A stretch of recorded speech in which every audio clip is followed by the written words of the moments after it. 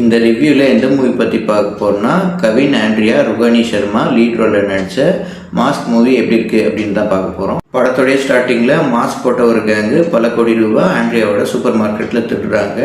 இந்த கேஸ் கவின் கிட்ட வருது. அவர் பிரைவேட் டிடெக்டிவாக இருக்காரு. கவின் ஒருத்தர்கிட்ட இருக்கிற இன்ஃபர்மேஷனை கேதர் பண்ணி இன்னொருத்தர்கிட்ட சொல்லி கமிஷன் வாங்குறாரு. பிரைவேட் டிடெக்டிவாக இருக்காரு.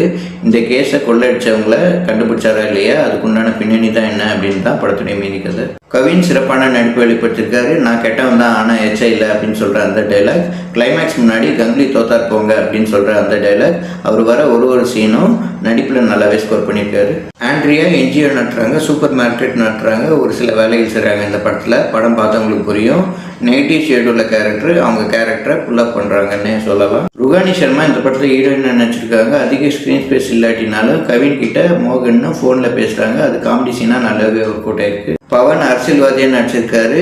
செகண்ட் ஹாஃப்ல அவருக்கும் ஆண்ட்ரியாவுக்கும் காம்பினேஷனில் வர சீனில் நல்லாவே ஸ்கோர் பண்ணியிருக்காரு. அதர் கேரக்டர்ஸில் வந்த ஆக்டர் சார்லி, ரெட்டின் கின்ஸ்லி, கல்லூரி வினோத், ரமேஷ் திலக், ஜார்ஜ் மரியம் எல்லாருமே கொடுக்கப்பட்ட கேரக்டர் நல்லாவே பண்ணியிருக்காங்க. படத்தோடைய பாசிட்டிவ் நெகட்டிவ் ரெண்டுமே பார்த்துலாம். கவினுடைய ப்ரொஃபஷனை எஸ்டாப்ளிஷ் பண்ணுற சீனு, கவினுடைய அப்பா கடன் பிரச்சனையை கவின் சொல்யூஷன் கொடுக்குற சீனு, கவின் ஆண்ட்ரியா காம்பினேஷனில் வர கான்ஃப்ளிக்ட் சீனு நல்லாவே ஒர்க் அவுட் இருந்தது. இந்த படத்தில் நெல்சன் வாய்ஸ் ஓவரில் தான் கதையை நரேட் பண்ணி சொல்கிறாங்க. அது ஒரு கட்டத்துக்கு மேலே சலிப்பு தான் ஏற்படுத்துது. படத்தில் டூ மச் ஆஃப் ஃப்ளாஷ்பேக், கவினுக்கு ஒரு ஃப்ளாஷ்பேக், ஆண்ட்ரியாவுக்கு 2 ஃப்ளாஷ்பேக், பாதிக்கப்பட்டவங்களுக்கு ஒரு ஃப்ளாஷ்பேக்கு, அப்புறம் காமன் மேனுக்கு ஒரு பிரச்சனைனா என்ன பண்ண முடியும்னு சொல்கிறாங்க. ட்விஸ்ட்லாம் வச்சு தான் இந்த படத்தை முடிச்சிருக்காங்க. இருந்தாலுமே பெட்டராக எடுத்துக்கலாம்னு நமக்கு தோணுது. இந்த படம் அன்பிரிடிக்டபிளாக இருந்தாலும் லாஸ்ட் 20-25 மினிட்ஸ் தான் அவங்க என்ன சொல்ல வராங்கன்னு தெரிய வருது. அதுக்கு முன்னாடி எங்கேஜிங்காக கொடுக்க முயற்சி பண்ணியிருக்காங்க.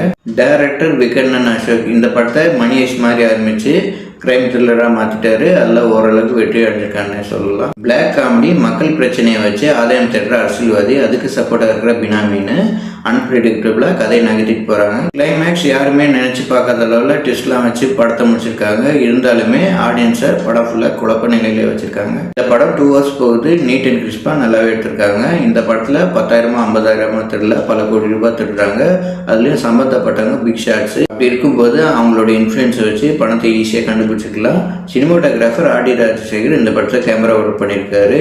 நைட் ஆஃப் சீன்லாம் நல்லாவே அமைஞ்சிருக்குன்னே சொல்லலாம். படத்துடைய ப்ளஸ் கவின் கிஸ் தொழில் படத்துக்கு அப்புறம் இந்த படத்தை நடிச்சிருக்காரு. கேஷுவலான நடிப்பை வெளிப்படுத்திருக்காரு. படத்துக்காக எந்த வேலையும் செஞ்சாலும் அதில் ஒரு நியாயம் இருக்கணும்னு அவர் கேரக்டர் மூலிமா நல்லாவே ஹேண்டில் பண்ணியிருக்காரு. அடுத்த ப்ளஸ் ஆண்ட்ரியா, வடச்சென்னைக்கு அப்புறம் பேர் சொல்லும்படி அவங்க கேரக்டர் அமைஞ்சிருக்கு.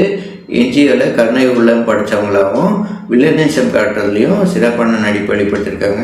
Music director G Prakash BGM நல்லாவே பண்ணியிருக்காரு. பாட்டு வெற்றி வீரனேன்ற ஒரு சாங்கு ரொம்ப நல்லாவே அமைஞ்சிருக்கு.